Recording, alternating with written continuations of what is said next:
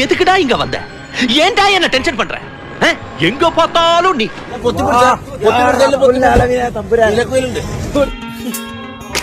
ഇവനൊന്നും നമ്മളെ പോലെ സംസ്കാരമുള്ള കുടുംബത്തിൽ പറഞ്ഞവനല്ല കരിമിക്ക.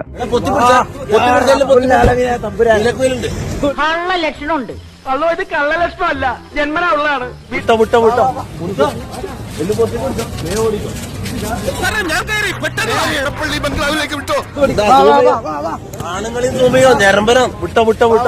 ഇതാണല്ലേ നിന്റെ കയ്യിലിരിപ്പ്. നിന്റെ രോഗം എന്താണെന്ന് എനിക്ക് മനസ്സിലായി. താനൊക്കെ മലയാളികൾക്ക് തന്നെ അവമാന. തുറന്നു പറയുകയാണെങ്കിൽ നാട്ടുകാർക്കെല്ലാം നിങ്ങളെ പറ്റി വളരെ മോശം അഭിപ്രായമാണ്. എനിക്കെന്താ കുഴപ്പം? റെക്സിക്ക് നല്ല കുഴപ്പമുണ്ട്. ഇനിയെങ്കിലും എല്ലാരെയും കൊണ്ട് അതും ഇതും പറയിക്കാതെ ഒരു നല്ല രീതിക്ക് ജീവിച്ചൂടെ? ഇനി നീ നോക്കിയോ, ഞാൻ ഇവിടെ പുറത്തു പോകുമ്പോ പുതിയൊരു മനുഷ്യനാവും. ഇവൻ സമ്മതിച്ചിരിക്കുന്നു. ഞങ്ങൾ പോട്ടെ. ഓക്കെ.